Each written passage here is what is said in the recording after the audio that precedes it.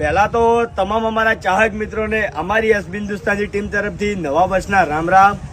આજથી 2017માં અમે અમારી ચેનલની શરૂઆત કરી હતી, ત્યારે અમારા ઘર આગળ ખાલી 2 થી 3 સાયકલો અને 1 થી 2 બાઇકો હતા।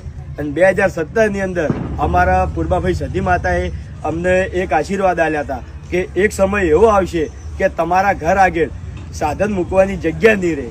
તો માતાજીની દયાથી આજ અમારા ઘર આગળ જેટલા સાધન છે હેડો બતાવું તમને। પૈણે પડે ન ખોટ દૂધ બાજરી ન કોઠા, ઓળખને વાતે ઉમર બનાયા ગણ મોટા।